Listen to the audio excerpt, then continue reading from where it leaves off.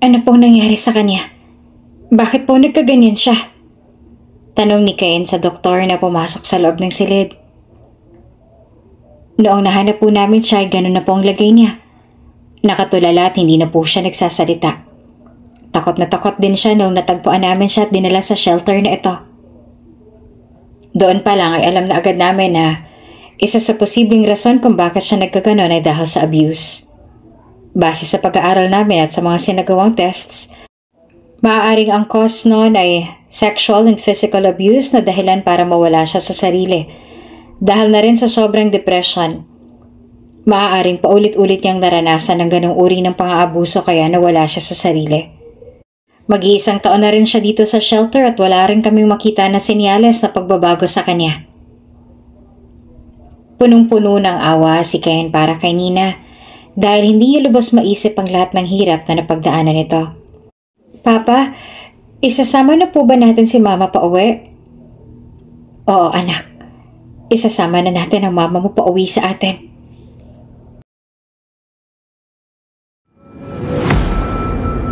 Kung bago ka pa lang sa channel na ito, Ate Jane TV, huwag kalimutang pindutin ang notification bell and subscribe button.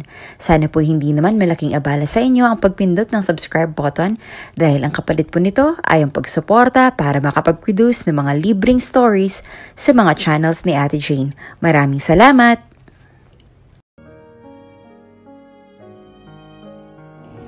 Napatigil si Cain sa paglalakad nang may marinig siya na boses ng isang batang umaawit. Nang sandali nga na yon ay bumalik ang lahat ng mga alaala sa isip niya at nangilid ang luha sa kanyang mga mata. I swear to God, when I come home, I'm gonna hold you close. I swear to God, when I come home, I'll never let go. Like a river, I flow. To the ocean I know you pull me close, guiding me home. Habang umaawit ang bata ay kusang kumilos ang kanyang mga paa para hanapin kung saan nanggaling ang tinig na kanyang naririnig.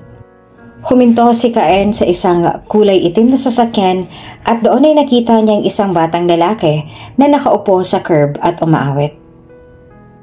And I need you to know that we're falling fast. We're falling like the stars, falling in love. Madungis ang suot na damit ng bata at ang tono ng boses nito ay napakalungkot.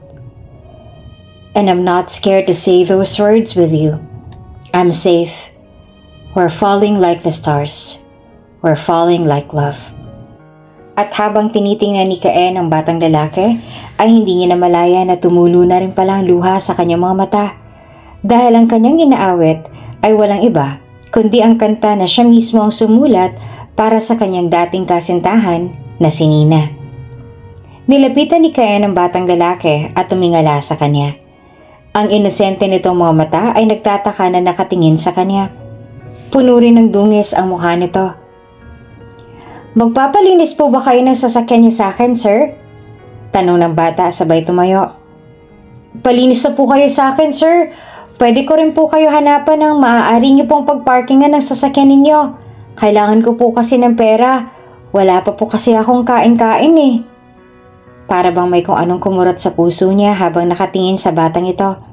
Hindi lang siya naaawa sa kalagayan nito, ngunit may kung ano rin siyang nararamdaman sa bata. Pakiramdam ni Cain ay napakalapit sa kanya ng bata. At habang nakatingin siya sa mga mata nito ay nakikita niyang mga alaala at masasayang pangarap na binuo nila ni Nina noon nang magkasama. Yumuko si Cain sa batang lalaki. Anong pangalan mo? At saan mo narinig yung kanta na kinakanta mo kanina? Ako po si Kelus. At ang kanta po na kinakanta ko kanina ay awit na inaawit po sa akin ng aking ina noong ako'y bata pa. Nasaan na yung ina? Malungkot ang mga mata nito. Hindi ko po alam eh. Kinuha po siya ng mga lalaki noon at dinala kung saan. Mula po noon, hindi ko na ulit siya nakita at naging palaboy na rin po ko. Napalunok si Cain. Ang iyong ama, alam mo ba kung nasaan siya? Hindi ko po kilala ang aking ama. Tugon naman ni Kelus, bago para bang may hinahanap ang mga mata. Gusto niyo po ba linisan kong sasakyan ninyo? Saan niyo po ba pinarada para masimulan ko na po? No, Hindi ako magpapalinis ng sasakyan. Wika ni Caen, kaya naman nalungkot ulit ang ekspresyon sa mukha ng bata. Pero gusto kong sumama ka sa akin. Ha? Saan po? Malaking hinala ni Caen na may koneksyon nga siya sa batang ito, kaya naman ay gusto niya itong isama pabalik sa bahay niya. Noong una ay nag-aalangan pa ang bata, ngunit kalaunan ay pumayag din ito. Pagdating niya sa bahay niya ay inutusan niya ang isa sa mga kasambahay niya para bihisan ng batang lalaki at bigyan ng masarap na makakain. Maging ang mga kasambahay niya ay nagulat din na nagdala lang siya ng bata sa bahay niya, ngunit walang sino man sa kanilang nag-question at sinunod na lang ang utos niya. Samantala, habang binibihisan ng mga kasambahay niya ang batang lalaki, ay tinawagan niya naman ang isa niyang malapit na kaibigan para magpagawa ng investigasyon para sa kanya. Malakas ang kutob ni Caen na ang batang nasa bahay niya ngayon ay maaaring anak nila ng dating kasintahan na mahigit 8 taon na niyang hindi nakikita. Sa London noon nag-aaral si Caen ng pagkaabuga siya. Nag-1 taon din siya doon pero madalas siyang umuwi sa bansa pag may free time siya. At habang nag-aaral siya, ay may nakadiscover sa kanya na isang talent agency at kinuha siya na isang talent at ngayon ay miyembro na siya ng isang Korean boy group na sikat saan mang panig ng mundo. Habang nagtatrabaho bilang isang idol ay tinuloy niya rin ang pag-aaral niya. Lumipat siya ng law school sa Korea at ngayon ay isa na rin siyang ganap na abogado. Ngunit nagkaroon si Caen ng aksidente habang nagpe-perform sa isa nilang concert sa Japan, kaya naman ay under hiatus siya ngayon at mas pinili pa rin ni Caen na sa Pilipinas siya magpagaling dahil sa ilang taon na rin mula nang umalis siya ng bansang to. Huli niyang pagbisita sa Pilipinas ay noong nakipagkita siya sa kanyang dating kasintahan para ipaalam na malapit niya nang matupad ang pangarap niya na maging isang miyembro ng boy band at papasok na siya bilang trainee pagpunta niya sa Korea. 1 linggong hinintay mula nang bumalik siya sa Pilipinas bago niya pinaalam kay Nina na pag alis niya ng Pilipinas ay dediretso na siya sa South Korea at sasabak na siya sa training niya. Matapos ang mahigit 7 taon niya sa Korea, ngayon na ulit siya bumalik sa bansa. Magmula nang umalis siya sa Pilipinas at matapos makipaghiwalay sa kanya si Nina ay wala na ulit siyang naging balita sa dating kasintahan. Maaari ko bang malaman kung saan mo huling nakita ang mama mo bago kayo nagkahiwalay? Tanong ni Caen kay Kelos. Dati po kami nakatira ni mama sa isang barong-barong. Bata pa po ko noon pero tandang-tanda ko pa po ang lahat. Marami pong mga nagagandahan sa aking nanay kaya marami rin pong mga pumupunta sa amin para ligawan siya. Pero ni isa sa kanila ay wala siyang sinagot. Hanggang sa isang araw, may dumating na mga lalaki sa tirahan namin at basta na lang po nilang kinuha si mama. Hindi ko po alam kung saan nila siya dinala. Pinaalis din po ako sa tinitirhan namin noon dahil may ibang pamilya na pong tumira doon. At habang nakikinig siya sa sinabi ng bata, ay napapaisip din siya. Galing din sa mayamang pamilya si Nina kaya naman ay imposible na tumira ito sa barong-barong kasama ang anak. Kung sakaling ang ina nga ni Kelos ay ang dati niyang kasintahan. Alam mo bang dahilan kung bakit kayo tumira ng mama mo sa barong-barong noon? Opo, dahil mahirap lang po kami. Ang pangalan ba ng iyong ina ay si Nina Alvarez? Hindi agad sumagot si Kelos na para bang inaalala pa nito ang pangalan ng ina. Hindi ko po masyadong tandang pangalan ng aking ina. Pero parang ganun nga pong pangalan niya. Ngunit si Caen ayaw niyang masyadong pilitin ang bata na alalahanin ang lahat para masagot ang mga katanungan niya. Batid ni Caen na mahirap ang lahat para sa batang ito, lalo pat sobrang bata pa ni Kelos para maranasan ang lahat ng yon. Nagustuhan mo bang pagkain, Kelos? Tanong ni Caen sa bata sa mapapang boses. Opo, masarap pong adobo. Masaya naman na sumagot sa kanya si Kelos. Napangiti si Caen at sinabihan pa ang bata na kumain ng marami at habang pinagmamasan niya ang bata na kumain ay nakatitig si Caen dito. Para bang nakikita niya ang kanyang sarili sa batang ito. Gustong gusto niya rin ng adobo at ilan sa mga hobby niya sa tuwing siya'y kumakain ay ginagawa rin ito. Mahilig din si Kelos na ibo pang sariling ilong. Tulad na rin ang madalas na gawin ni Caen sa tuwing nag-iisip siya. At ang hobby nga niyang yon ay gustong gusto ng mga fans niya. Kung titigan din silang dalawa ng mabuti ay mapapansin na malaking pagkakahawig nilang dalawa. Mula ngayon, ito na magiging kwarto mo. Nagustuhan mo ba? Opo, ang ganda po na magiging kwarto ko. Masaya naman ang sagot ni Carlos. Sa inyo po bang bahay na to, sir? Oo, sa akin ang bahay na to. Ang ganda po ng bahay ninyo at sobrang bait niyo po. Naupo si Carlos sa kama nito, kaya naupo na rin si Caen sa may tabi nito. Pero bakit po sobrang bait niyo po sa akin? Bakit niyo po ako tinutulungan? Dahil posibleng nang mapagtanto ni Caen ang maaari niyang sabihin ay hindi niya na tinuloy. Kaya naman nagtaka si Carlos at tinilt ang ulo tulad din ng madalas na gawin ni Caen kung confused siya. Ang ibig kong sabihin ay dahil gusto lang kitang tulungan. Mukha kasing mabait kang bata kaya gusto kitang tulungan at pwede ring ampunin. Talaga po? Aampunin niyo po ko? Oo naman, gusto mo ba yon? Opo. Kung ganoon, wala ngayon, ay tawagin mo na akong daddy. Bukas ng bukas ay papaayos ko ang mga papeles para legal na kitang maampon at hindi mo na kailangan na magpalaboy-laboy pa sa lansangan dahil meron ka ng permanenteng tirahan. At hindi mo na rin kailangan na maglinis sa mga sasakyan para magkapera at makabili ng pagkain.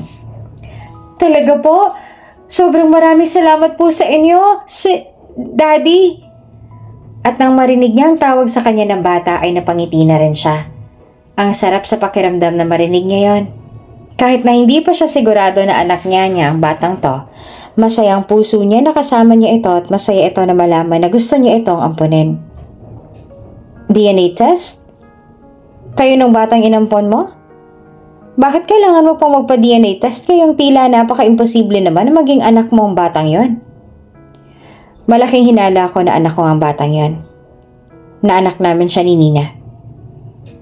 Bakit mo naman naisip na anak mo si Carlos? Nung una ko siya nakita ay narinig ko siya na kinakantang-kanta na ako mismo ang sumulat para sa anniversary namin noon ni Nina. Napakahalaga ng kanta na yon. At tanging kami lang ni Nina ang may alam tungkol sa kanta na yon. Kahit hanggang ngayon, kahit pa matagal na kami nagkahiwalay ni Nina, ay wala pa rin akong balak na i-release yan. Pero alam na alam ng batang yon ang kanta ko na yon. Kung sakaling anak niyo nga talaga si Carlos, bakit nagpalaboy-laboy ang bata at nasaan ang ina niya? Base sa kwento sa akin ni Carlos, ay posible raw na dinukot ang kanyang ina ng mga lalaki. May naging balita ka ba kay Nina mula nang umalis ako? Wala. Mula nung break up ninyo ay wala na rin ako narinig tungkol sa kanya. Tulungan mo ako. Kailangan ko makumpirma kung anak ko nga ba talaga si Carlos. Sige, huwag kang mag-alala. Pag lumabas na ang resulta ng gagawin kong DNA test ay sasabihin ko kaagad sa iyo. Salamat, Xander. Habang hinihintay nila ang result ng DNA test ay inaalagaan niya rin na mabuti si Carlos. Pinapa-experience niya dito ang mga bagay na hindi nito na-experience noon dahil sa hirap ng buhay. Binibili niya dito ang lahat ng laruan na magustuhan nito at pinapakain ang lahat ng masasarap na pagkain. Kinunan niya rin ito ng tutor para next year pwede na ito makapasok sa eskwela. Pinapa-experience niya rin sa bata kung paanong magkaroon ng ama. At ngayon nga ay sobrang synchronized ang kanilang mga galaw habang nasa loob sila ng banyo, nagtutoothbrush. Sabay silang natapos magsipilyo, sabay na nagmumog, sabay na binalik sa lalagyan ng ginamit na sipilyo, sabay din silang naghilamos. Kahit hindi man nila sadyain ay nagkakasabay silang dalawa, kaya naman ay napapatitig at ngiti na lamang si Caen kay Carlos. Binigyan din siya ni Caen ng tissue matapos para gawing pamuna sa kamay. Nakangiti naman at tinanggap yun ni Caen at sinabing, "You're cute. Parang anak nga talaga kita." Napangiti lang si Carlos sa sinabing iyon at kumuha ng panibagong tissue para punasan din ang kamay. Feel din talaga ni Caen ang pagiging ama kay Carlos. Kahit wala pang ang kumpirmasyon ay naging malapit na lalo ang puso niya sa batang yon. At para nga kay Caen ay wala na siyang pakialam sa kung ano man ang magiging resulta. Kung sakaling hindi niya nga talaga anak si Carlos ay ayos lang sa kanya. Aamponin niya na lang ito at ituturing na sariling anak. Sa ngayon ay wala pa rin akong balita kung nasaan si Nina. Umalis ang bansa ang pamilya ayon sa mga nakalap kong impormasyon. Ngunit hindi nila kasama si Nina sa kanilang pag-alis. Mahigit 5 taon na rin mula nang umalis sila sa bansa. Tiningnan ko rin ang lahat ng mga pag-aari ng pamilya niya noon pero ang lahat ng yun ay nakapangalan na sa ibang tao. Maging ang hotel na pag-aari rin ng pamilya nila ay nakabenta na sa iba. At ayon pa sa aking nakalap o ng impormasyon, ay binenta nila lahat ng mga pag-aari nila dahil nabaon sa utang ang ama ni Nina nang dahil sa addiction sa casino. Ganun pa man ay wala pa rin ako na nakukuhang impormasyon kung saan ngayon si Nina at kung sino ang ina ng batang nasa iyo ngayon. Patuloy pa rin ako maghahanap ng impormasyon sa ngayon na ito lamang maipapakita ko sa iyo. Nagpasalamat si Caen sa kaibigan na nagpaalam ng aalis na dahil may trabaho pa ito. Binuksan naman ni Caen ang envelope na ibinigay sa kanya ni William at binasa kung ano nakapaloob doon. Records yon ng mga naging utang ng ama ni Nina noon at kung kanino na nakapangalan ng mga pag-aari ng pamilya Alvarez noon. Naroon din sa envelope ang record ng araw at oras sa pag-alis ng pamilya Alvarez sa Pilipinas, ngunit hindi nga nila kasama si Nina. Ngayon ang tanong sa isip niya ay nasaan si Nina at kung anong nangyari dito at bigla na lang itong naglaho. At matapos mahigit ang 1 linggo na paghihintay sa resulta ng DNA test, sa wakas ay dumating ng araw na malalaman nila kung anong totoo. Kung anak niya nga ba talaga si Caelus. Lumabas na ang resulta, sabi sa kanya ni Xander, sabay abot sa kanya ng hawak na brown envelope. Tinanggap naman ni Caen ang inabot nito sa kanya na envelope. Tumingin pa siya sa mukha ni Xander bago niya tiningnan ang resulta at kumakabog ang dibdib niya sa kanya nakita. Ang bata na nasa bahay niya ngayon ay kumpirmado. Anak niya nga. 99.9% ang lumabas sa resulta. 2 test na ginawa ko para mas makasigurado at pareho ang kanilang naging resulta. Anak mo nga si Caelus. At ang kanyang ina ay walang iba kundi ang babae na sinasabi mong ina niya. At huli mo na naging kasintahan bago ka umalis ng bansa. Hindi naman maipaliwanag ni Caen ang kanyang nararamdaman at nanunubig na ang mga mata niya ngayon. Masaya siyang nakumpirma na anak niya nga si Caelus. Pero at the same time ay para bang may kumurot sa kanyang puso dahil ngayon niya lang nalaman na may anak na siya. Hindi niya malang nakita ang anak niya noong sanggol pa ito. Hindi niya malang nabuhat at naisayaw si Caelus para tumigil na ito sa pag-iyak.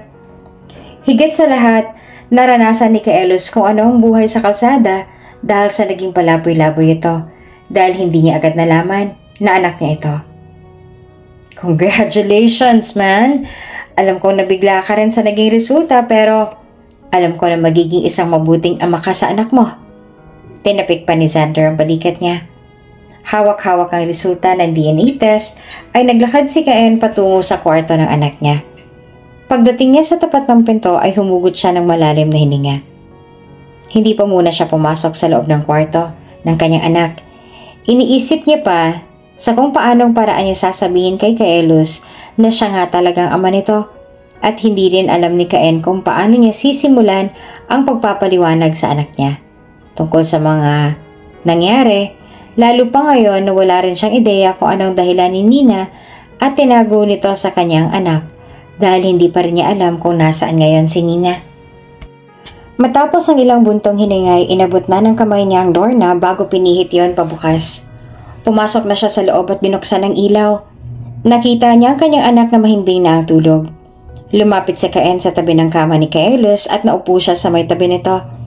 Inabot ang kamay niya ang noo ng anak at saka inalis niya ang ilang hibla ng buhok doon. Nanakit ang dibdib niya na isipin ang lahat ng hirap na pinagdaanan ni Caelus bago niya ito natagpuan.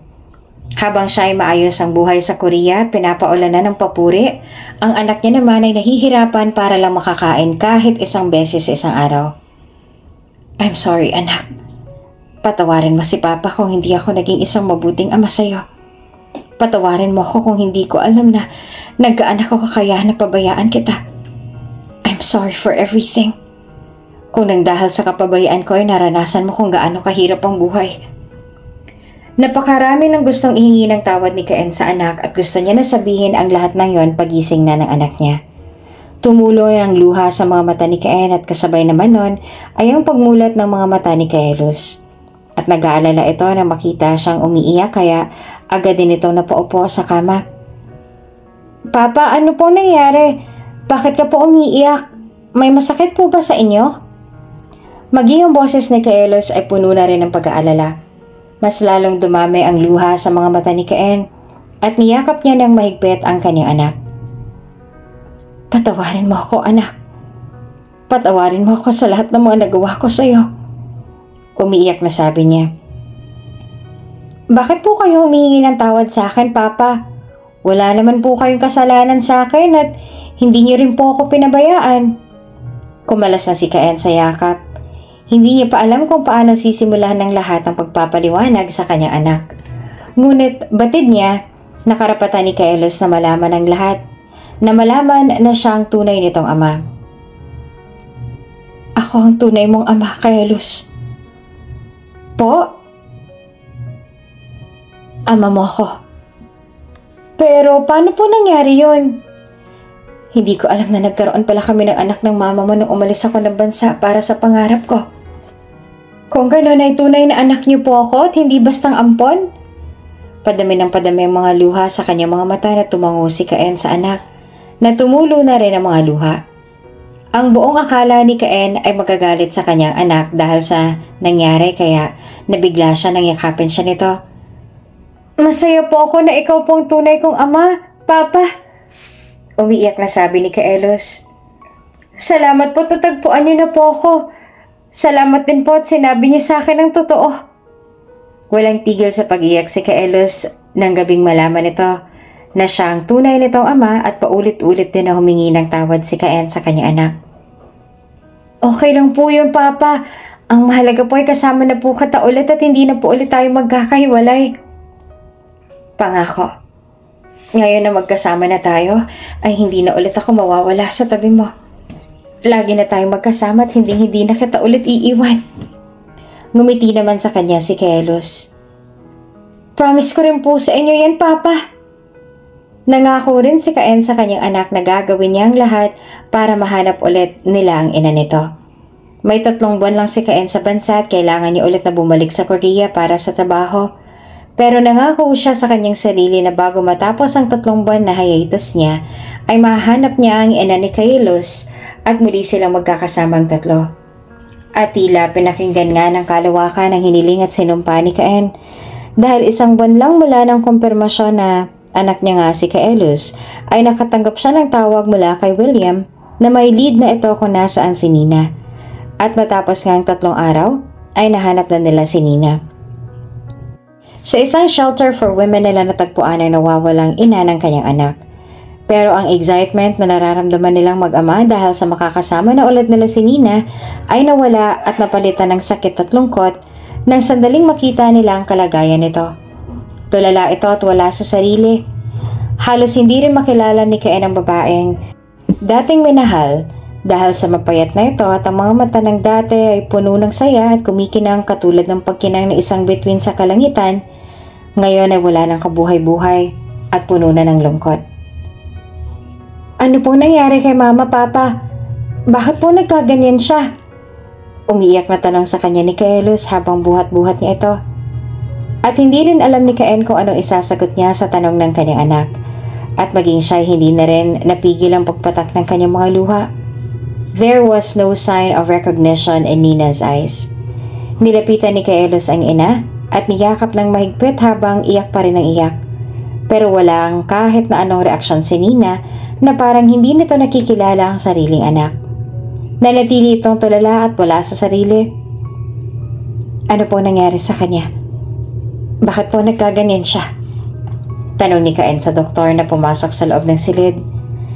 Dahil nga sa masyadong sensitive ang sasabihin ng doktor ay sinabi nito sa labas na lamang sila mag-usap para hindi marinig ng bata. Kung kaya naman ay pinakuisapan ni Caen ng isang nurse sa loob na bantayan muna ang anak niya. Noong nahanap po namin siya, gano'n na po ang lagay niya.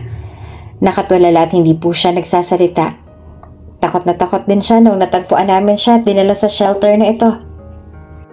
Doon pa lang ay alam na agad namin na isa sa posibleng rason kung bakit siya nagkaganon ay dahil sa abuse. At base sa pag-aaral namin at mga sinagawang test, maaaring ang cause noon ay sexually and physical abuse na dahilan para mawala siya sarili. Dahil na rin sa sobrang depression. Maaaring paulit-ulit niyang naranasan ng ganong uri ng pang-aabuso kaya nawala siya sa sarili niya. Nagsagawa rin kami ng ibang test sa kanya, ngunit dahil nga sa kulang na sa funds ang aming shelter ay hindi naman siya nagawang ipatingin sa mga specialists na maaaring mas makatulong sa kanya.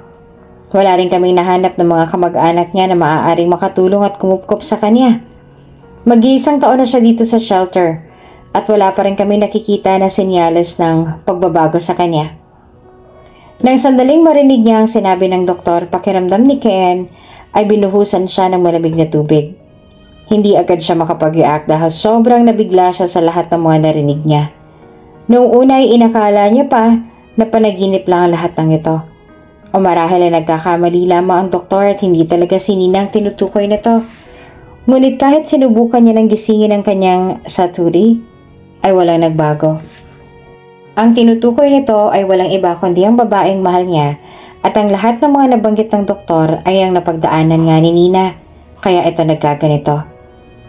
Punong-puno siya ng awa para kay Nina dahil hindi niya lubos maisip ang lahat ng hirap na napagdaanan nito. Papa, isasama na po ba natin si Mama pauwi sa bahay? Tanong sa kanya ng kanyang anak.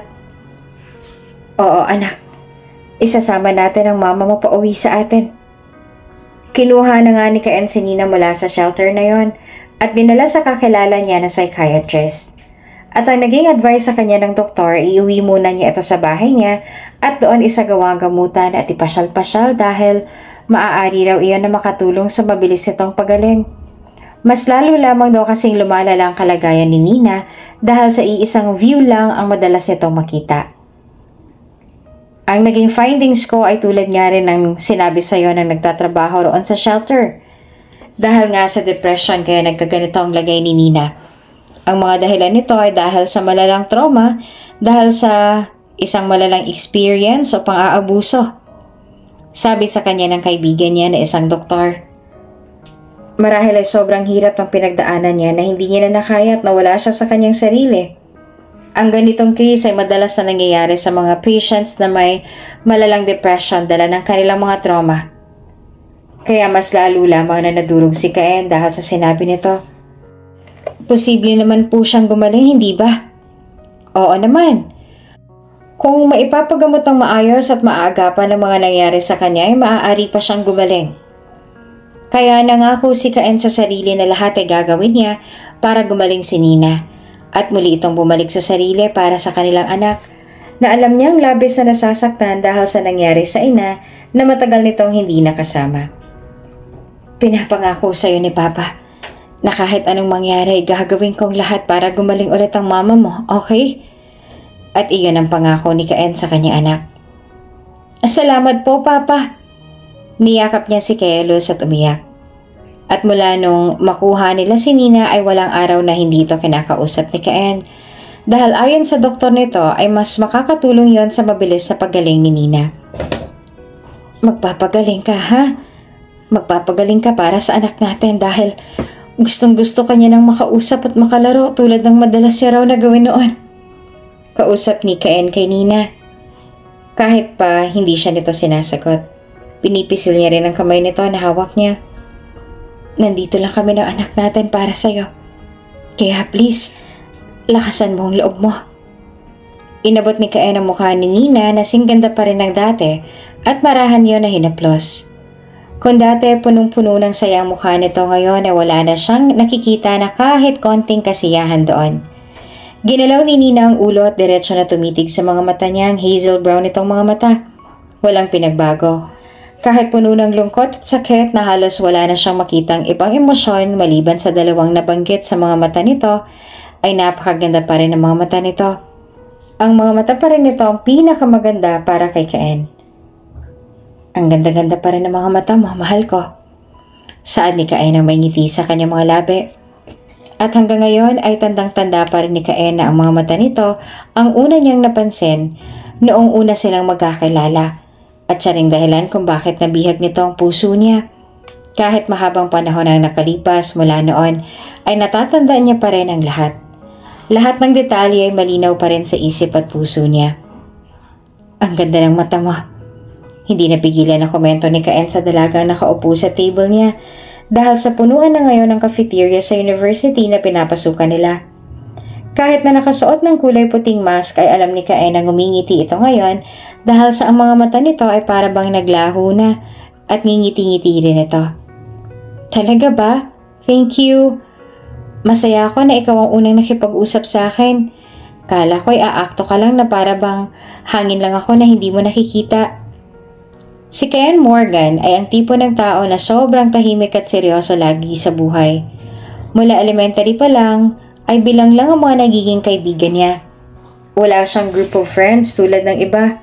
Mas gusto niya na maging mapag-isa kaya naman nung high school siya ay tinawag siya sa kanilang paaralan na loner at iba pa nga ay natatakot pa sa kanya dahil mukha raw masamang ugali niya. Kahit hanggang ngayon na nasa kolehiyo na siya, ay mas preferred pa rin ni Caen na maging mapag-isa at mag-aral ng tahimik. Ngunit ngayon nakaharap niya na ang dalaga, ay para bang gusto ni Caen na magsalita lang na magsalita para lagi niya ring marinig ang boses ng dalaga. Yup, your eyes are mesmerizing. Wika pa ni Caen kaya mas lalong lumawak ang ngiti ng dalaga. Alam niya yon dahil kitang-kita niya base sa mas lalong pagliit ng maganda nitong mga mata. Thank you. Madalas kong marinig yan. But it still feels different na galing sa'yo. What's your name? I'm Nina Alvarez. At maging ang pangalan nito ay maganda. Nice name. Bago pa man niya matapos ang sasabihin niya ay inunahan na siya nito. Caen Morgan, 19 years old, a legal management student. Kaya nagulat si Caen na alam nito ang buong pangalan niya at maging ang edad at course niya na rin. You know me? Oo naman. Crush na crush ka kaya ng mga babae sa department namin dahil sobrang gwapo mo raw at napakatalino mo pa raw. At hindi nga sila nagkakamali. Sobrang gwapo mo nga talaga lalo na sa malapitan. You look like you could be a model or a member of a boy band tapos magiging visual ka nila. Nag-init naman ang tenga niya dahil sa sinabi nito. Really? Thank you. You look even handsome and cuter when you're flustered and blushing. You're making me shy. Dahil sa sinabi niyang nahihiya siya at kuminang mga mata nito. Really? Yes, that's the first time someone had ever told me that. Talaga? Sa gwapo mong yan, wala pang nagsasabi sa'yo na sobrang gwapo mo? Nope. Ikaw pa lang. Madalas makarinig si Caen ng papuri tungkol sa kanya at kung gaano siya kagwapo at talino. Mula pagkabata ay gano'n na rin ang naririnig niya tungkol sa kanya. At ang pagiging masama rin daw ng ugali niya kahit wala naman siyang ginagawa. Ngunit wala pang nagsasabi sa kanya ng harap-harapan nun. Ito ang si Nina lang. Wow, I feel so honored to hear that. Bakit ka nga pala nakamask? May sakit ka ba?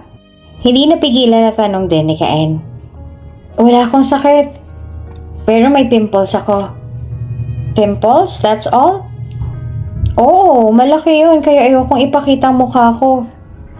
At gusto niya talaga na makita ang mukha nito. Kahit nakalahati pa lang na mukha nito ang nakikita niya, alam niya na agad na sobrang ganda nito.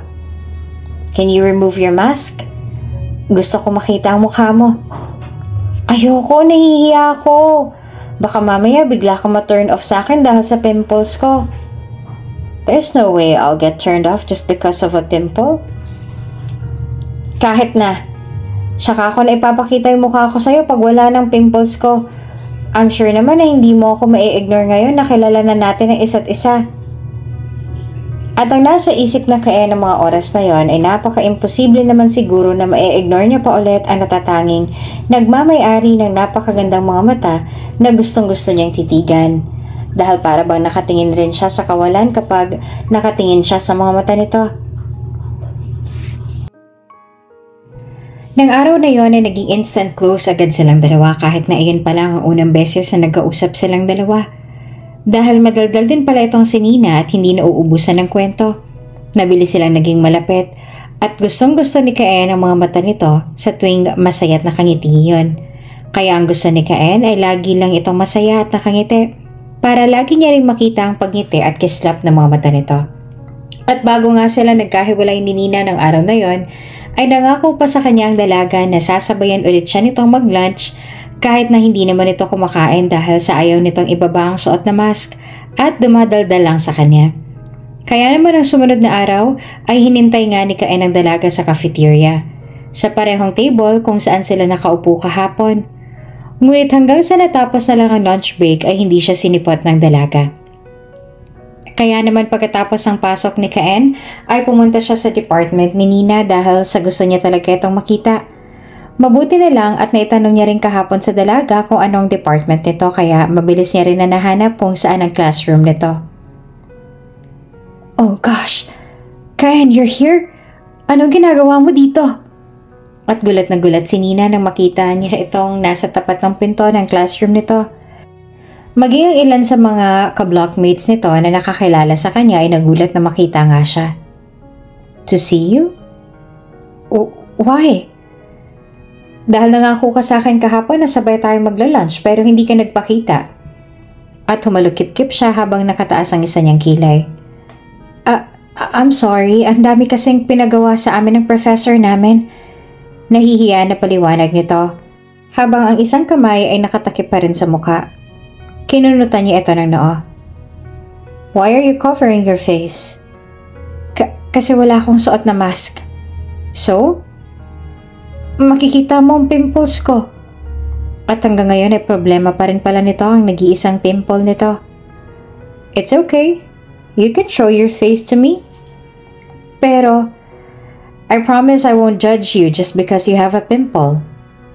May pag-aalangan pa rin sa mga mata ngunit sinunod naman ni Nina ang sinabi niya at dahan-dahan nga na inalis ang pagkakatakip ng kamay sa mukha at ang sandaling masilayan niya ang buong mukha nito ay halos nahapit ang paghinga ni Caen. Dahil kung gaano kaganda ang mga mata nito ay ganoon din ang buong mukha ng dalaga. Para itong isang anghel na walang kapintasan. Mas maganda pa ito kaysa iniisip niya. Maliit lang ang mukha nito na parang sa Maynila. Matangos ang maliit na ilong, namumula-mula pa ang pisngi nito at hugis arko ang natural na pinkish nitong mga labi. Why are you staring at me like that? Do I look ugly ba? Nahihiya ng tanong ni Nina dahil kahit lumipas ng ilang segundo ay nakatingin lang siya sa mukha nito. No? You look breathtaking actually. But I have a pimple. Tinuro nito nag-iisang pimple sa pisngi nito. Look ang big na nga Maganda ka pa rin. Kaya mas lalo lang namula ang pisngi nito dahil sa sagot niya. At dahil nga singkulay ng gatas ang balat nito, ay para bang naging ang buong katawan ng dalaga ay namumula na. Ang ganda mo. Para kang isang anghel. Sabi pa ni Caen para mas lalo itong mamula at hindi na nga siya nagkamali. Para na ito ngayong tomato sa pula at mas lalo lang itong gumanda sa mga mata niya. Mahina naman na natawa si Nina. Akala ko seryoso kang tao pero matamis ka rin pala kung manalita. Seryoso pa rin naman ako Sobrang ganda mo. Thank you. At halos hindi na nga magawang alisin ni Caen ang mga mata niya sa dalaga na mas lalo lang na namumula dahil sa mga titig niya. Naging malapit nga silang dalawa kaysa sa kanilang inaasahan.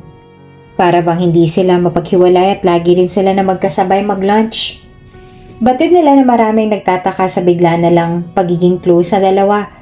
At sa tuwing nakikita ng ibang students na ngumingiti ang popular serious guy sa kanilang university kapag kasama si Nina.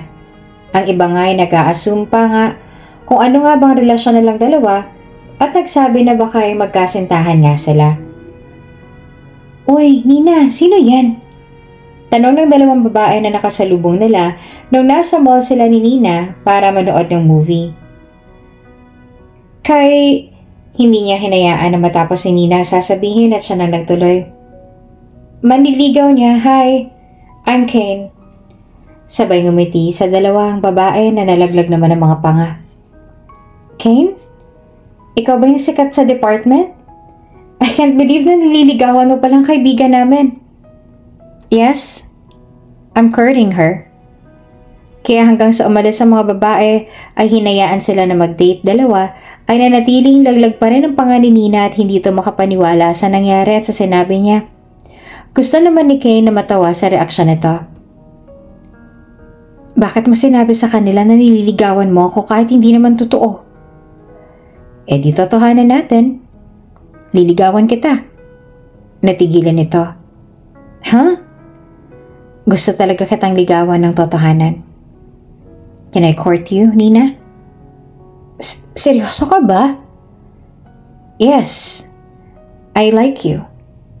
At gusto kitang ligawan. Nasa gitna sila at dinadaan-daanan sila ng ibang mga tao sa mall na ang iba ay napapatingin pa sa kanila, lalo pa nung bigla siyang niyakap ni Nina. Oo naman.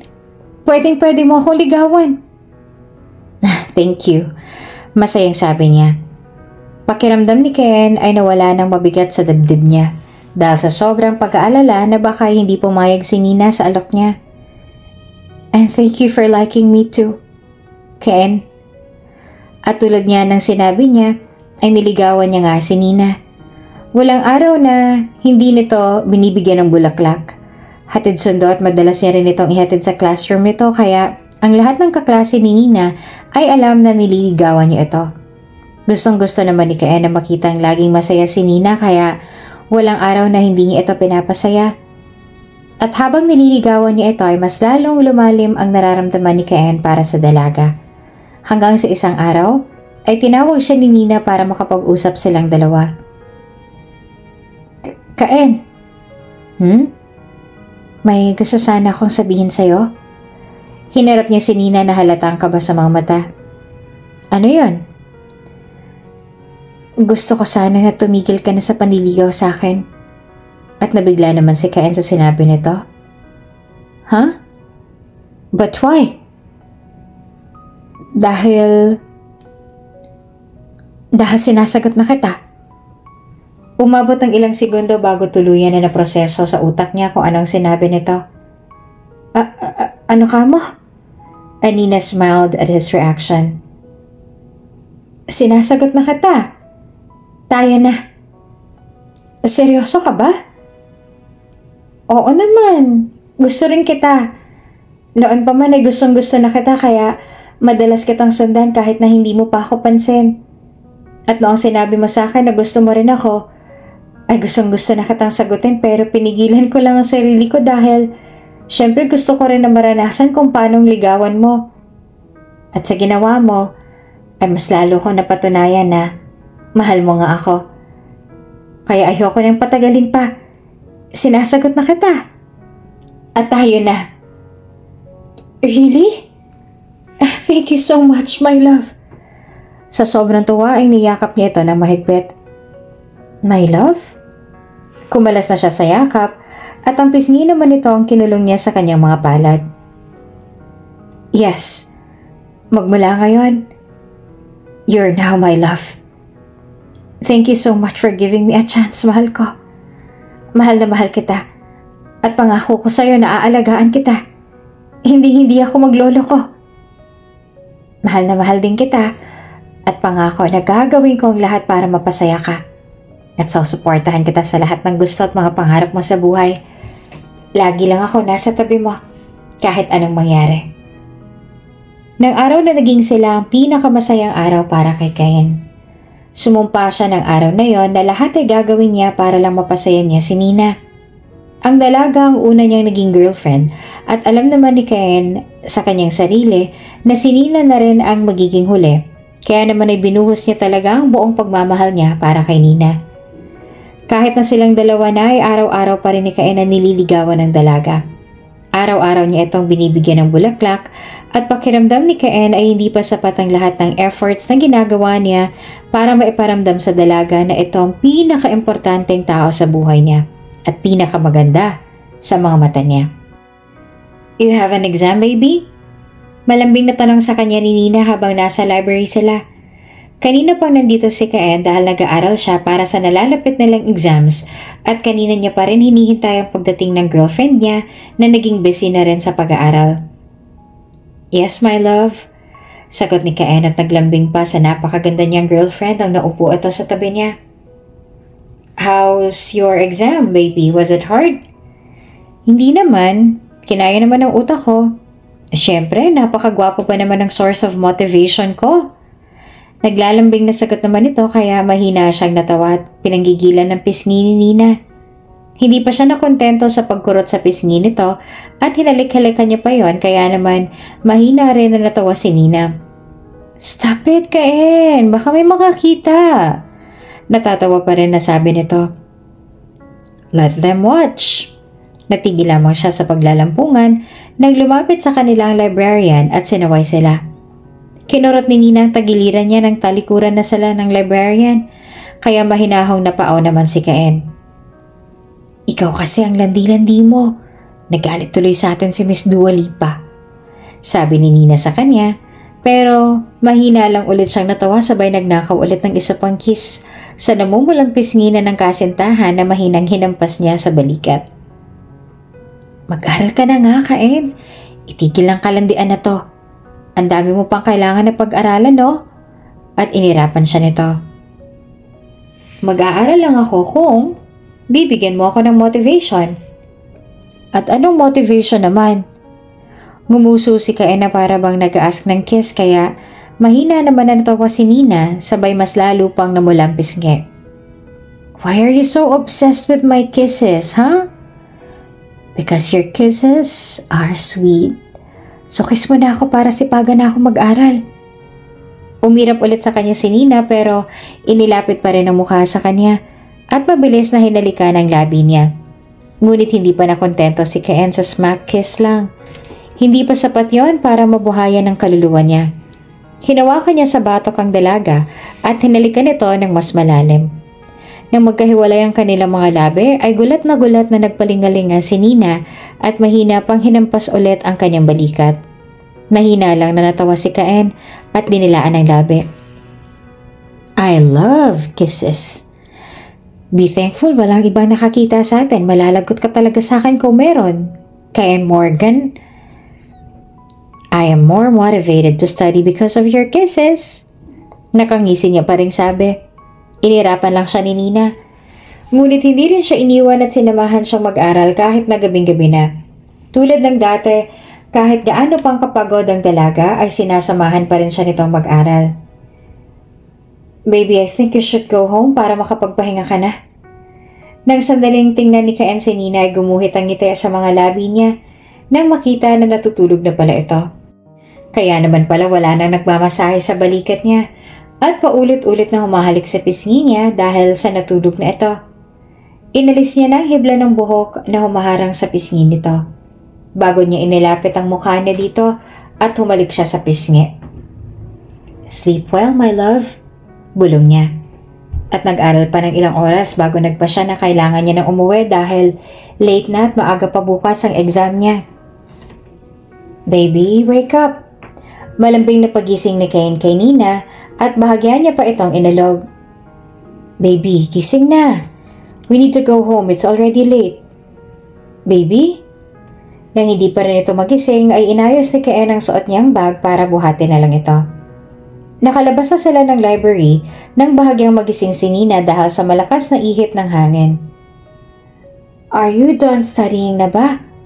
Inaantok pa rin na tanong nito. Yes, my love. Uuwi na rin tayo. Matulog ka na lang ulit at ako nang bahala sa'yo. Okay. Mahinang natawa naman si Caen dahil sa sobrang antok ay mabilis na nga ito nakatulog ulit. Kahit pa hanggang sa nakauwi na sila sa konto niya ay tulog na tulog pa rin ito. Good night, my love. Bulong ni Caen kay Nina bago niya ito niyakap ng mahigpit. I love you. See you in my dreams. At magmula nga nang maging magkasintahan silang dalawa, ay walang araw na hindi naging masaya si Caen. Araw-araw ay motivated siya na pumasok sa eskwela dahil gusto niya na maging isang abogado at mabigyan niya ng maayos na buhay si Nina kapag naging mag-asawa na sila. Sobrang seryoso na talaga ni Caen kay Nina. Para sa kanya ay wala na siyang ibang gusto makasama sa buhay kundi si Nina na. Ang dalaga na ang gusto niya makasama habang buhay at ang magiging ina ng magiging anak niya. Panakilala na rin ni Cain si Nina sa mga magulang niya na tanggap naman ang relasyon nilang dalawa. Papa? At saka lamang bumalik sa realidad si Cain nang marinig niyang tawagin siya ng anak niyang si Kailos. Nilingon niyang anak na naglalakad palapit sa kanya. Nakasuot na ito ngayon ng pajamas. Ngumiti si Cain sa anak at pinaupo siya nito sa isang hita niya. Papa, mahal niyo po ba si Mama? Biglang tanong nito sa kanya. Oo naman, anak. Mahal na mahal ko ang mama mo. Siya lang ang tanging babae na minahal ko. Hanggang ngayon ay nag-iisa pa rin siya. Tumingala ito sa kanya. Kung ganon, bakit po kayo nagkahiwalay? Pareho kami na may mga pangarap na gusto naming matupad. At dahil matalinong anak nila ay nauunawaan nito kung anong ibig niyang sabihin. Marami pang tinanong sa kanya ang anak niya tungkol sa kanila noon ng ina nito. Tulad na lamang na kung paano raw silang nagkakilala at kung paano niya niligawan ng ina nito na masaya namang ikinuwento ni Cain sa anak. Sa mahigit 1 linggo na ni Nina sa bahay niya at sa araw-araw nila itong kinakausap at pinupuntahan ng therapist nito ay may napansin agad sila na kaunting improvement sa kondisyon nito. Tulad na lang ng pag-respond nito sa pamamagitan ng pagtingin sa kanila pag tinatawag nilang pangalan nito. Cain? At ngayon ay ang unang beses na narinig niya ang boses ni Nina. Matapos ang mahigit 8 taon, ay ngayon niya lang ulit narinig ang boses nito. At ang una pa nga na pumasok sa isip niya, ay baka panaginip niya lang na narinig niya ang boses ni Nina. Ngunit nang ulitin nito ang pagbanggit sa pangalan niya, ay agad siyang lumapit sa harapan nito. Yes, my love. Nakatingin sa kanya si Nina at may emosyon ang mga mata nito. Cain? Ako nga ito. Mahal ko. Cain? Ang paulit-ulit na pagbanggit nito sa pangalan niya ay isang napakagandang musika sa kanyang pandinig. Ganito rin ang nararamdaman noon ni Nina nang unang beses nitong marinig ang boses niya noong inawit niya ang sinulat niya sa kanta na handog niya para sa dalaga. Ang kanta na inawit ng anak nila noong unang beses itong makita ni Cain. I swear to God, when I come home, I am gonna hold you so close. I swear to God, when I come home, I'll never let you go. Like a river, I flow. To the ocean I know, you pull me close, guiding me home. Habang kinakalapit ni Cain ang string ng gitara at umaawit, ay nakainina ang mga mata niya. Punong-puno ng pagmamahal ang mga mata nito na naluluha na habang nakatingin sa kanya. Ang kanyang inaawit ngayon ay ang kanta na si Cain mismo nagsulat para kay Nina. At hanggang sa natapos ang kanta ay nakatitig lang si Cain sa babaeng pinakamamahal niya. At nang natapos ay ngumiti siya rito bago nilapag ang gitara sa tabi niya. Hindi ko alam na kumakanta ka pala. And you compose songs. 1 taon na tayong magkasintahan at ang dami ko pa rin hindi alam patungkol sa'yo. I guess my boyfriend is really full of surprises. Nakangiti't kinikilig pa na sabi ni Nina. Nagustuhan mo ba ang kantang sinulat ka sa'yo? Oo naman. Gustong gusto ko yon. Nahiga sila sa rooftop at pareho nilang pinagmasdan ng mga makikinang na bituin sa kalangitan na maihahalin tulad sa mga mata ni Nina. Paulit-ulit sinasabi sa kanya ni Nina kung gaano nito nagustuhan ang kantang sinulat niya at paulit-ulit din ito nagpasalamat sa kanya sa pag-compose niya ng kantang yon. I feel so much more special because of that song. Thank you so much, my love. My talented boyfriend for composing that song for me. Bago ito bahagyang bumangon at pinataka ng halik ang labi niya. From now on, ang kantang yon na magiging theme song nating dalawa kahit hanggang sa kasal natin. Kasal? You wanna marry me? Oo naman. Ikaw lang ang tanging babae na gusto kong pakasalan at makasama habang buhay. At magiging ina sa mga magiging anak ko. Wala na akong ibang gustong pakasalan kundi ikaw lang. Really? Masayang tanong na to. Yes, my love. At napag-usapan nila ng gabing yon ang tungkol sa pangarap nilang kasal na ang kanta na Falling Like the Stars ang tugtog hanggang sa napunta ang usapan nila sa pangarap ni Ken. I actually want to be a member of a boy band. Bata pa lang ako, yun ang pangarap ko. Kaso it seems impossible to me. Lalo pa ngayon na mag-aaral ako sa pagkakaabugasya and I'll be taking over our family law firm. Naramdaman naman ni Ken ang pagtingin sa kanya ni Nina. Kung sakaling magkaroon ba ng chance na matupad mong pangarap mo na maging isang singer at member ng boy band, tatanggapin mo ba? Oo naman. Tumagilid siya at tinukod ang kanyang siko para masupport ang ulo niya. Will you support me? Kaya ngumiti ito na malawak sa kanya. Syempre naman, susuportahan kita sa ano man ang gusto mong gawin sa buhay. Thank you, my love. At kasama niya nga si Nina na tinupad ang ilan sa mga pangarap niya. Kasama niya ito na makagraduate na siya sa college at matanggap sa Oxford Law School. Lagi itong nasa tabi niya at nakasuporta sa kanya.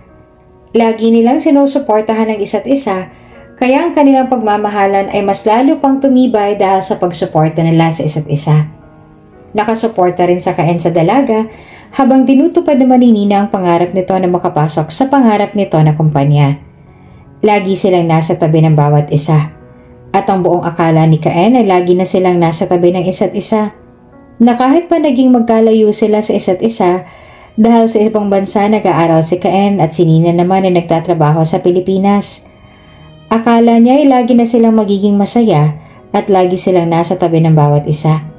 Ngunit habang nasa process siya ng pagtupad sa isa sa mga pinakamalaking pangarap niya sa buhay, ang maging isang K-pop idol, ay iniwan siya ni Nina. Nakipaghiwalay ito sa kanya sa napakasimpleng rason. Hindi na kita mahal, Ken. Napagtanto ko na habang tumatagal ay nawawala na rin ang pagmamahal ko sa'yo. At kahit anong gawin ko ay hindi na yun bumalik. Nahanap ko na lang ang sarili ko na ibang lalaki na ang mahal ko. Patawarin mo ako. Ginawa ko naman ang lahat pero sadyang wala eh. Sana maintindihan mo ako. Bumagsak ang mga luha sa mga mata ni Ken at nahirapan siyang makapagsalita. Pakiramdam ni Ken ay may kung anong nakaharang sa lalamunan niya at hindi siya makapagsalita na maayos. Ganun lang ba talaga yun, Nina? Basta-basta mo na lang ba talaga akong iiwan dahil lang sa hindi mo na ako mahal? I'm really sorry, Ken. Akala ko ba'y sasamahan mo pa ako na tuparin ang lahat ng mga pangarap ko? I'm in the process of making my dream come true, Nina. Magiging member na ako ng isang boy band tulad ng pinapangarap ko. Pero, basta mo na lang akong iiwan? Paliwala na lang ba lahat ng mga pinagsamahan natin at ang pangako natin sa isa't isa? Ganun lang ba talaga yun para sa'yo? Umiling ito. I'm sorry, Ken. Sadyang kahit anong pilit ko ay hindi na kita mahal. At ibang lalaki na ang mahal ko. Paano ang mga pangarap natin na bubuo tayo ng isang masayang pamilya? Paano ng pangako natin na lagi tayong nasa tabi ng bawat isa kahit anong mangyari? Paano na sinumpaan natin sa ilalim ng mga bituin? Hinawakan niyang kamay nito at sa nagsusumamong boses ay nagsalita. Pakiusap, huwag mo namang gawin sa akin to, Nina. Hindi ko makakaya kung mawawala ka sa akin. Pakiusap. Umiling si Nina at binawi ang kamay na hawak niya. Ayoko na, Ken. Let's just stop this. Napapagod na ako. Pagod na ako. Ayoko nang pilitin ang sarili ko na mahalin ka ulit tulad ng dati. I'm tired of making myself believe that I still love you. Wala nang pagmamahal na yan, Ken. Nawala ng pagmamahal ko para sa'yo. Nina, hiling ko na matupad mo lahat ng mga pangarap mo. Kahit na wala na ako sa tabi mo para lagi kang damayan, sana ituparin mo pa rin ang lahat ng yan. I'm always here, rooting for you. Kahit na ang relasyon natin ay hindi na katulad ng dati. Ngumiti naman sa kanya si Nina. Ngunit ang ngiti na sadyang wala ng pagmamahal para sa kanya. Good luck on your journey as an idol, Caen. I hope you become popular and a lot of people will love you. Hindi na napigil ni Caen ang kanyang mga luha. At wala siyang ibang nagawa kundi ang pagmasdan na lamang ang babaeng mahal na mahal niya na talikuran siya at lumakad palayo sa kanya. Naninikip ang dibdib niya ngunit hindi niya naman ito magawang pigilan. Labis na nasaktan si Caen dahil akala niya ay si Nina na talaga ang babaeng para sa kanya. Akala niya ay ito na ang makakasama niya habang buhay. Akala niya ay sasamahan pa rin siya nito sa pagtupad niya sa lahat ng mga pangarap niya sa buhay. Ngunit iniwan na siya nito. Nagsawa na ito sa kanya at wala nang pagmamahal nito para sa kanya. Kahit anong gawin niya ay malabo na siguro na matupad pa nila ang lahat ng mga pangarap nila. Nabubuo sila ng isang masayang pamilya dahil sinukuan na siya ni Nina. Nawala ng pagmamahal nito sa kanya. Ganun pa man, ay tinupad niya pa rin ang pangako niya noong kay Nina. Tinupad niya pa rin ang lahat ng mga pangarap niya. Naging isang K-pop star nga siya. Hinangaan nga sila ng lahat at marami ang nagmamahal sa kanila. Lahat ng achievements niya sa buhay at trabaho ay dedicated lahat para kay Nina. Dahil gusto niya, kahit na hindi na siya ang mahal nito, ay matupad niya pa rin ang lahat ng mga pangarap niya. I love you all so much, deeply. Thank you so much for loving us. Bore! Sigaw ni Caen habang nagaganap ang isa sa pinakamalaking concert nila. At ang sandaling sumagot ang mga fans sa kanya at tinaas ang kanilang mga hawak na light stick na nagmistulang alon ay bumagsak ang mga luha ni Caen. Sobrang masaya ang puso niya ngayon dahil sa mga taga-suporta nila. Dahil sa sobrang pagmamahal nila sa kanila. Ganun pa man ay nakakaramdam pa rin si Caen ng kulang sa puso niya. If only. If only Nina was one of the audience right now. Siguro mas lalo siyang magiging masaya ng lubusan. Siguro ay hindi niya mararamdaman ang kulang sa puso niya na hindi niya maipaliwanag. Our attorney Caen is crying, everyone! Sigaw naman ang leader sa kanilang grupo kaya naman ay mas lalong lumakas ang mga hiyawan ng mga audience at ang iba pang member na lumapit sa kanya para yakapin at pakalmahin siya. Thank you so much for loving us, everyone! Sigaw pa ulit ng kanilang leader bago lumapit din sa kanila at nakiyakap din. Thank you so much for the hard work, everyone. And congratulations! We all deserve this. At sa lahat ng mga concerts niya ay laging humihiling si Caen na dumalo si Nina at panoorin siya kahit na hindi siya nito mahal. Kahit pumunta lang ito sa concert nila para manood sa kanila, kahit iyon lang, magiging masaya na siya noon. Congratulations, attorney! You're the best! At masayang-masaya na nagbati sa kanya ng members niya na makagraduate na rin siya sa law school habang nagtatrabaho bilang isang K-pop idol. Nagpapasalamat siya sa mga kagrupo niya na laging nasa tabi niya at suportado siya sa lahat ng ginagawa niya. Sa gitna ng mga fans na dumating para suportahan din siya dahil nakagraduate na siya at nag-group hug silang lahat. Masaya si Caen. Masayang-masaya siya ngayon pero alam niya na mas lalo siyang magiging masaya kung nandito rin sana si Nina. Nakangiti at pumapalakpak sa kanya. Ngunit sadyang kahit anong gawin niya ay malabo na makasama niya pang muli si Nina. Ganun pa man, kahit alam niyang imposible ay umaasa pa rin siya na darating pa rin si Nina at i-congratulate siya. Hanggang sa lumipas na ang taon at natanggap na rin ni Caen na malabo na. Malabo nang mahalin ulit siya ni Nina kaya unti-unti niya nang tinanggap ang lahat. Nag-focus na lang siya sa kanyang career at naghanda para sa bar exam. Hanggang sa unang beses na nag-take siya ng bar exam ay pumasa siya. Top-notcher pa nga siya at naging isa na rin siyang ganap na abogado. Ganun pa man ay hindi niya pa rin iniwan ang pagiging isang K-pop idol. Saka lang siya titigil at magpo-focus sa pagiging isang abogado kapag nag-disband na ang grupo nila. Hanggang sa nung araw ng concert nila sa Japan, ay naaksidente si Caen habang siya ay nagpe-perform. Na-break ang bone niya kaya kailangan niyang mag-hiatus muna para magpagaling. Hindi na siya nakasama sa ibang tour nila kaya nalungkot din ang ibang members at mga fans nila. Ngunit sino mag-aakala na nung araw na bumalik siya sa bansa, na ayaw niya na sanang balikan pa dahil tuwing nasa bansa siya ay naaalala niya lang lahat ng alaala ni Nina at ang mga pangarap nila na hindi naman natupad. Ay nalaman niya rin na nagkaroon pala siya ng anak. At ngayon, ang babaeng matagal niya nang hinihiling na makasama ay kasama niya na ulit. Ngunit wala na ito sa sarili dahil sa mapait na nangyari dito. Ang dahilan kung bakit hindi ito nakapunta sa mga concerts nila ay dahil sa nangyari dito na dahilan para masira ang buhay ng babaeng mahal na mahal niya at maging palaboy ang kanilang anak. At ngayon ay nagagalit si Caen sa sarili dahil nakaramdam siya ng galit para kay Nina noon. Ang akala niya kasi tuluyan na siya nitong kinalimutan. Kung alam niya lang na ganito pala ang pinagdaanan ng babaeng mahal niya at ng kanilang anak, hinanap niya na agad sana ito noon. Hindi niya na sana hinintay na itong lumapit at maghanap sa kanya. Pangako ko na kahit anong mangyari gagaling ka at papanagutin natin lahat ng mga gumawa nito sa'yo. Wika niya kay Nina na nakatulala lamang.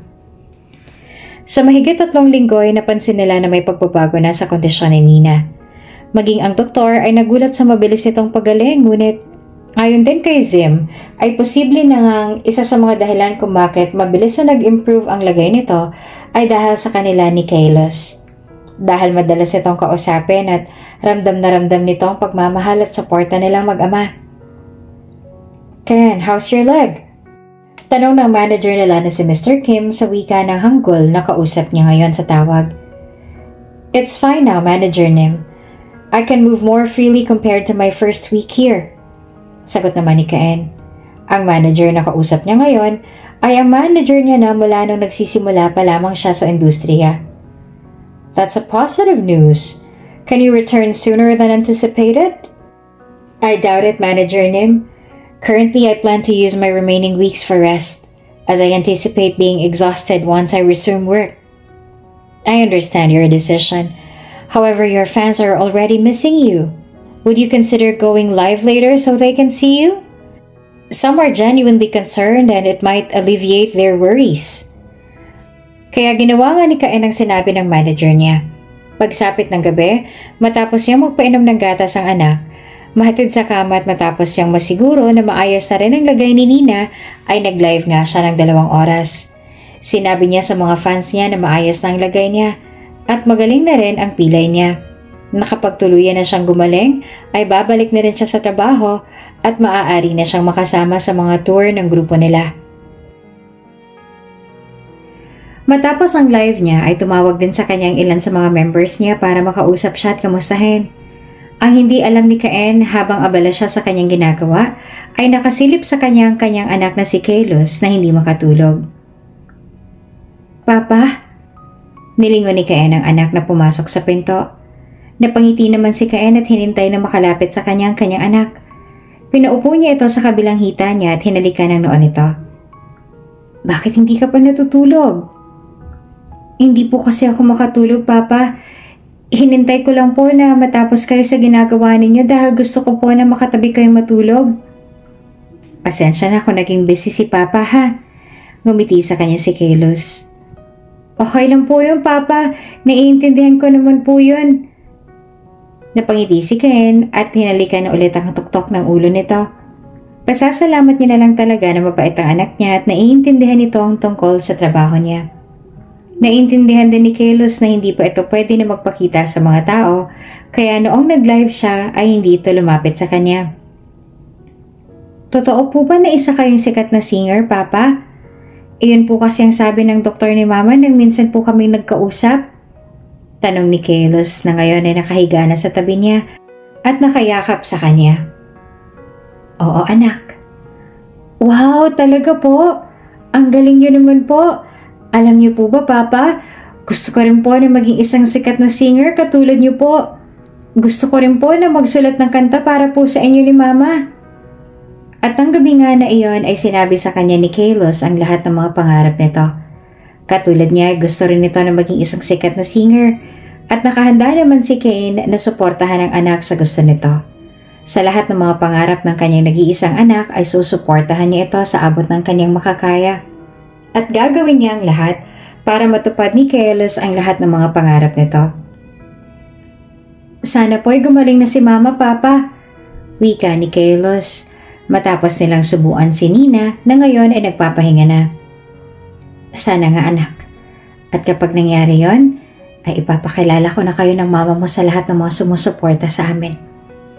At nang dahil sa sinabi niya ay kumislap ang mga mata ni Kalos. Talaga po, Papa? Oo naman. Tiyak ako na magugustuhan nila kayo. Excited na po ako na mangyari yun, Papa. At ganun din si Kane. Excited na rin siya na ipakilala ang kanyang pamilya sa mga taong nagmamahal at sumusuporta sa kanya. Alam niya na magugulat ang lahat sa biglaan niyang pag-announce na may pamilya na siya, lalo pat ang alam ng lahat ay single pa siya. Pero alam niya na maiintindihan nila siya at matatanggap din nila ang pamilya niya. Lumipas ang araw hanggang sa natapos ng 3 buwan, hanggang sa dumating na ang araw na kailangan niya nang bumalik sa Korea at pagtrabaho. Hindi pa rin nakikitaan ng mas malaking improvement ang kondisyon ni Nina. Ang tanging salita lang na nababanggit nito ay ang pangalan niya at sa tuwing tinatawag nito ay lumilingon lang ito sa kanila. Maliban doon ay wala nang ibang improvement na nakikita sa lagay nito. Ganun pa man ay hindi pa rin sila nawawala ng pag-asa. Batid ni Kaen na magiging maayos din ang lagay ni Nina. Kailangan lang talaga na hindi nila ito sukuan. At dahil gusto ni Kaen na mas mabantayan niya ang kalagayan ni Nina at ng kanilang anak, ay pinasunod niya sa Korea para doon ay maalagaan niya pa rin ang mga ito kahit na busy siya sa trabaho niya. Pagod ka po ba, Papa? Malambing na tanong sa kanya ng anak na makauwi siya mula sa award show. Oo, anak eh. Gusto mo bang imasahe kita, Papa? Talaga? Pwede mo ba talagang gawin yun para kay Papa? Opo naman po, Papa. Salamat, anak, ha? At pagpagod na pagod siya sa trabaho ay minamasahe siya ng kanyang anak.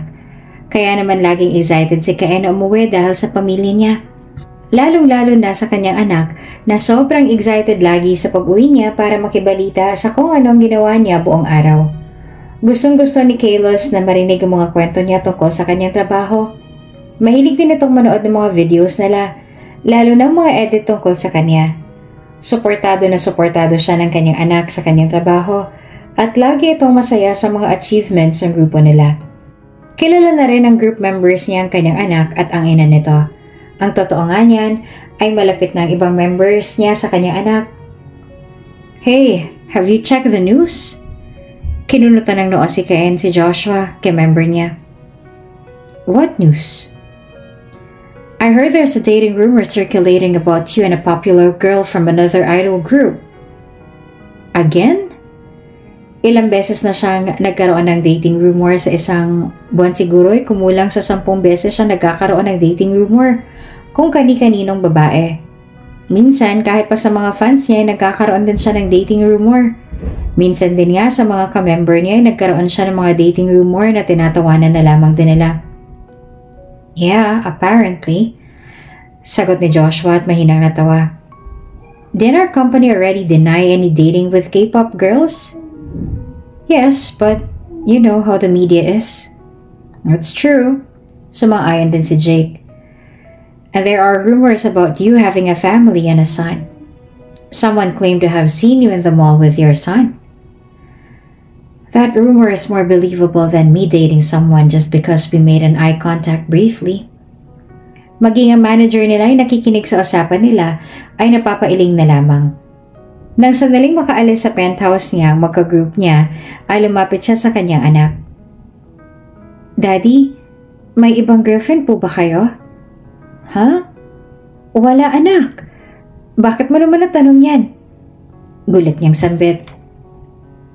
Narinig ko po kasing sabi ni Tito Joshua na may kadate ka raw po na sikat na idol. Ayaw niyo na po ba kay Mama?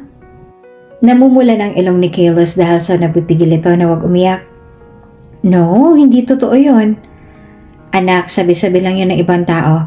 Pero walang katotohanan ng mga yon. Sagot niya. Hindi ko ipagpapalit ang mama mo. Hanggang ngayon ay ang mama mo pa rin ang nag-iisang mahal ko. Talaga po ba, Papa? Oo naman. Kahit gaano pa katagal ang kailangan kong hintayin, hindi ko ipagpapalit ang mama mo. Nag-iisa lang siya sa puso ko. Masaya naman si Kalos sa narinig ang mga katagang yon mula sa kanya. Dahil ang gusto ni Kalos ay mabuo ang kanilang pamilya at maging masaya sila. Habang seryosong-seryoso naman si Kaen sa sinabi niya, Wala siyang ibang babaeng mamahalin kundi si Nina lamang. Kahit pa napakahabang panahon ang lumipas mula na magkahiwalay sila, ay si Nina pa rin ang nag-iisang babaeng mahal niya. Wala siyang ibang minahal kundi si Nina. Noong magkahiwalay sila at wala siyang kahit anong balita tungkol kay Nina ay hindi siya tumingin sa ibang babae. Ni minsan ay hindi sumagi sa isip ni Caen na makipagrelasyon siya sa ibang babae kahit pa napakaraming babae ang mga lumalapit sa kanya. Nag-iisa lang talaga si Nina sa puso niya. At kahit pa hindi ito gumaling sa sakit ni Nina, si Nina pa rin ang pipiliin niya araw-araw. Natatanging babae na pipiliin niya araw-araw. At gusto ni Caen na mabigyan ng hustisya ang nangyari kay Nina kung kaya pinaimbestigahan niya ang pagkidnap noon kay Nina at pinahanap niya ang mga taong nasa likod noon. Sa tulong ng kaibigan niya sa Pilipinas na si Xander na isang chief of police ay possible na matuntun pa rin nila ang mga taong yon kahit na mahabang panahon na ang lumipas. Mapapanagot pa rin nila ang lahat ng dahilan kung bakit nasira ang buhay ni Nina. Caen, may nakalap na ako mga impormasyon tungkol sa mga taong dumukot noon kay Nina. Alam ko na rin kung nasaan sila ngayon. Nang sandaling marinig yun ni Caen ay bumalik ang galit na nadama niya. Galing siya sa isang fan meeting event at kanina lang ay masaya siya dahil maraming dumating na mga fans nila na ang iba'y mula pa sa ibang bansa para lang makita sila. Kahit sandali at may paramdam ang pagmamahal at suporta sa kanila. Ngunit ang saya na yon ay agad din na napalitan ng galit. Nasaan sila?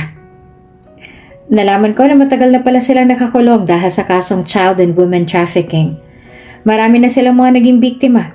Hindi lamang si Nina ang kanilang naging biktima. Nang makatunog ang gobyerno tungkol sa kanilang masamang gawain ay agad na gumawa ng kilos ang gobyerno kaya sila napakulong. Marahil ay dahil na rin sa pagkakulong nila nagkaroon ng chance na makatakas si Nina. Base sa mga nalaman ko mula sa aking mga source ay malabo na raw na makalabas pa ang mga taong yan sa kulungan. Dahil sa habang buhay na pagkakakulong ang kanilang sintensya, sa dami pa naman ng mga batang babae at dalagang napahamak ng dahil sa kanila. Binibenta nilang katawan ng mga kawawang bata sa mga foreigner o kahit sa mga Pinoy na nagbabayad ng malaking halaga. Ganun pa man kahit nakakulong na ang mga taong nasa likod na nangyari kay Nina ay gusto pa rin ni Caen na makaganti sa kanila. Pinadadagdagan niya pa ang kaso na isampa sa mga biktima rin para sigurado na wala na talagang takas ang mga salarin. At kahit wala pa rin siyang response na natanggap mula kay Nina, ay pinaalam niya pa rin ang lahat tungkol sa mga nang-abuso dito noon. Para kahit papaano ay maging kampante rin ang isip nito. Magpapagaling ka, mahal ko. Gustong-gusto ka na namin makalaro ng anak natin. Walang araw na hindi niya sinasabi kung gaano kanya gustong makalaro ulit. Gustong-gusto na rin kitang isama sa concert namin. Saad ni Caen habang hawak-hawak niya ang kamay ni Nina na nakatingin lang sa kanya at walang emosyon ang muka. Ganun pa man ay naroon pa rin ang kakaibang emosyon sa mga mata nito na hindi niya maipaliwanag. Ang mga problema hindi lang natapos doon dahil ang rumor nga na meron raw siyang anak at sariling pamilya ay mas lalo pang nag-apoy dahil sa mga taong nagkakalat ng pictures niya kasamang anak niya sa social media. Baliwala lang naman kay Caen ang mga hate comments na natatanggap niya nang iba'y sinishame pa siya na may anak na raw siya. Ang higit na mas inaalala ni Caen ay ang mga hate comments at threats na natatanggap ng anak niya na wala namang kaalam-alam sa mga nangyayari ngayon. Kaya naman para maprotektahan niya ang kanyang anak at pamilya, ay pinapahanap niya ang mga tao na nasa likod ng mga troll account na nagpapadala sa kanila, lalo na kay Carlos ng mga death threats, at sinasampahan niya ng kaso at ang ginagawa niyang yon ay suportado naman ng kanilang management. Una pa lang ay alam ni Caen na mangyayari ang lahat ng ito. Alam niya na hindi lahat ay matatanggap na may anak na siya. Ngayon pa nga lang na hindi pa naman kumpirmado kung totoo ba ang kumakalat sa social media na balita tungkol sa anak niya ay napakarami na nilang mga hate comments na natatanggap. Ano pa kaya pag siya na mismo ang nagkumpirma? Kaya naman ay hinanda na ni Caen ang kanyang sarili at kung anong mga aksyon na kailangan niyang gawin para protektahan ang anak at si Nina sa oras na nagbigay siya ng statement nang kinukumpirma ang tungkol sa pagkakaroon nga ng anak. Matapos nga rin ang walang sawa na pagpapagamot at pag-aalaga nila kay Nina, unti-unti na rin itong gumaling. Noong una hindi pa rin sila nito naaalala dahil sa nawala sa isip nito ang lahat ng mga alaala. Bumalik ang buong mga alaala nito pagkagaling ni Cain sa world tour at ang unang ginawa ni Nina nung nakita siya nito ay niyakap siya ng sobrang higpit at paulit-ulit na humingi ng tawad sa kanya. I'm sorry for breaking up with you before, Cain. Umiiyak pa rin na sabi ni Nina habang nakayakap pa rin sa kanya ng sobrang higpit. Patawarin mo ako kung nasaktan kita at hindi kita sinamahan sa pagtupad mo sa pangarap mo. Noong kumalas si Nina sa yakap at tumingala sa kanya na puno pa rin ng luha ang mga mata, ay ikinulong na ni Cain ang mukha nito sa mainit niyang palad at saka ngumiti siya. Kahit pa ang luha sa kanyang mga mata ay pumapatak na rin. It's okay, my love. Hindi mo kailangan na ihingi ng tawad sa akin ng lahat ng nangyari dahil naiintindihan ko naman. Nauunawaan ko ang rason mo at kahit kailan ay hindi ako nagalit sa'yo. Pero, nasaktan kita. Yes, I was hurt. Perhaps deeply at times. Yet they only magnify the sincerity of my feelings for you. Mas lalo kitang minahal. Nasaktan man ako ng sobra noon ngunit matagal ng panahon yon. Ang mahalaga ay kasama na ulit kita. Ngumiti siya sabay ang pagpatak ng butil ang luha sa kanyang mga mata. Mahal na mahal pa rin kita, Nina. Hanggang ngayon ay mahal na mahal pa rin kita. At hindi ako papayag na malayo ka pa sa akin. Hindi na ako makakapayag na malayo kayo sa akin ng anak natin. Kung noon ay pumapayag ako na magkahiwalay tayo, ngayon ay hindi na ako papayag. I love you so much, Nina. I don't care if you have already lost your feelings for me. I will never let you go again. I may be kind and a gentleman, but when it comes to you, I can be a psychotic obsessed man.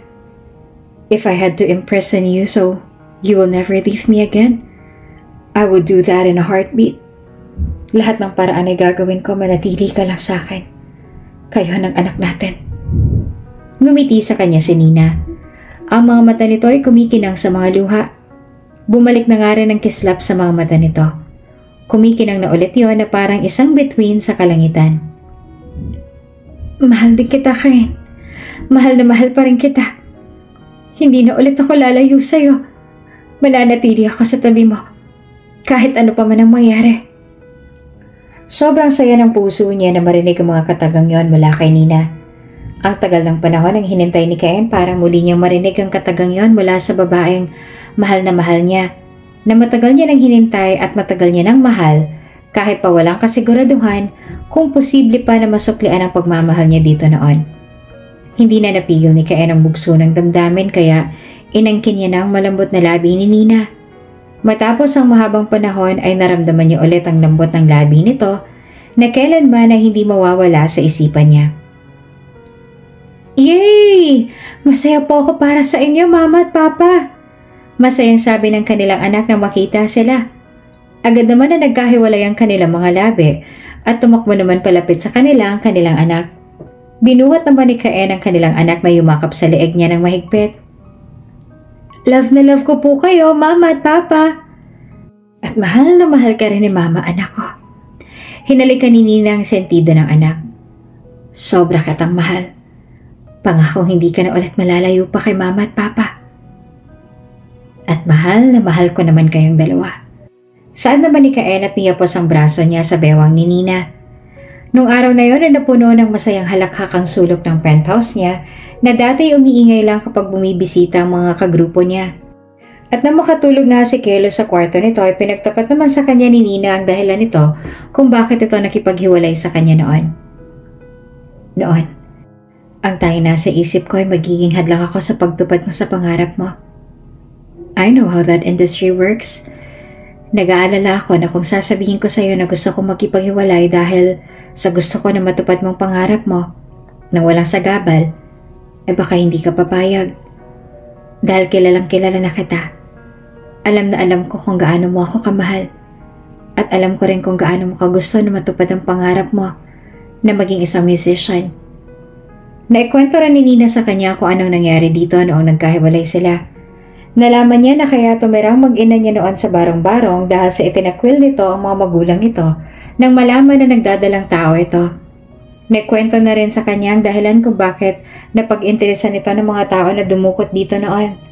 Dahil sa taglay nitong ganda na kahit sino man ang tumingin ay maaaring mahulog sa kanya. At nakwento rin sa kanya ni Nina ang mga pinagdaanan nito habang nasa kamay ito ng mga taong dumukot dito noon. Samot-saring pang-aabuso ang naranasan nito mula sa iba't ibang tao. Kaya sumumpa si Cain sa kanyang sarili na kahit kailan ay hindi na ulit mararanasan at mararamdaman ni Nina ang sakit ng nadama nito noon. Kahit anong mangyari, gagawin niyang lahat para maprotektahan at mapasaya ito. At sa ngayon ay abot langit ang kaba na nadarama ni Cain habang nasa harap siya ng libu-libong mga tao. Araw ng malaking concert nila ngayon. At napag-usapan nila ng management na ngayon rin niya ibubunyag sa lahat na may anak na nga siya. Hinanap ng mata niya kung saan nakaupo ang kanyang mag-ina na naghihintay at nakangiti sa kanya. Humugot ng malalim na paghinga si Cain bago hinanda ang sarili. I understand this may come as a surprise to many, but I want to confirm that the rumors are true. I have a child, and I'm currently with my family. Thank you for understanding during this time. Natahimik ang lahat dahil sa pinagtapat niya. At ang hawak nilang light stick na kanina lang ay nakataas ay unti-unti nilang binaba kaya naman mas lalong kinabahan si Cain dahil alam niya na kung anong ibig sabihin ng pagbaba nila sa hawak nilang light stick. At tahimik na ang mga tao na kanina lamang ay sobrang lakas ang hiyawan. Maging ang mga mata ng mag-ina niya ay nabalot ng takot at pag-aalala. I have immense love for my family. And I hope for your support in our relationship. It would bring me even greater joy if you could accept us wholeheartedly. Wika pa ni Cain bago siya yumuko. Kahit hanggang sa umakyat sa stage ang mag-ina niya at lumapit sa tabi niya ay nanatiling tahimik ang mga tao. Hinawakan ni Cain ang kamay ni Nina na nanlalamig. Everything will be alright. Pagpapakalma niya sa kanyang mag-ina. Hello everyone! Pagbati ni Kayla sa lahat ng mga tao bago yumuko. I appreciate the deep love of you have for my father, and I'm truly grateful for the care you've shown him. Thank you sincerely. I understand that my presence might be surprising, and some may find it challenging to accept Cain's unexpected son. I want to clarify that I'm real, Cain's son. While I don't ask for the same love or acceptance you have for my father, I kindly request your continued support for him. I hope my existence won't affect your affection for my father negatively. Maraming naluha sa sinabi ni Kalos. Maging sila ni Nina ay naluha dahil pareho nilang hindi inaasahan ang sasabihin ng kanilang anak sa harap ng libo-libong mga tao. Maraming naantig ang puso sa tapang ni Kalos at sa sobrang pagmamahal nito sa ama.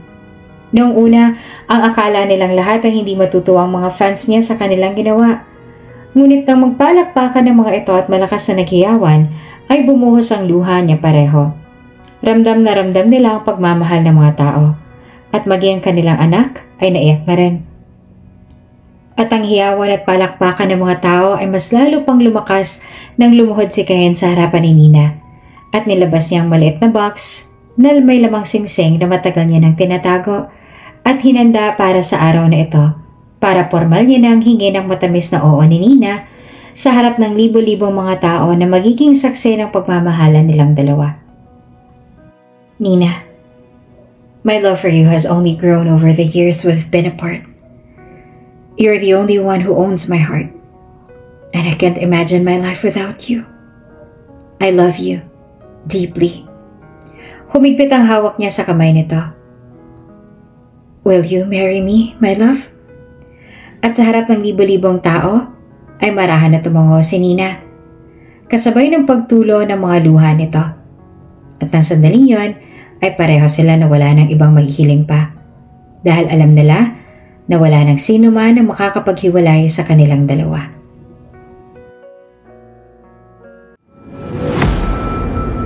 Kung bago ka pa lang sa channel na ito, Ate Jane TV, huwag kalimutang pindutin ang notification bell and subscribe button. Sana po hindi naman malaking abala sa inyo ang pagpindot ng subscribe button dahil ang kapalit po nito ay ang pagsuporta para makapag-produce ng mga libreng stories sa mga channels ni Ate Jane. Maraming salamat!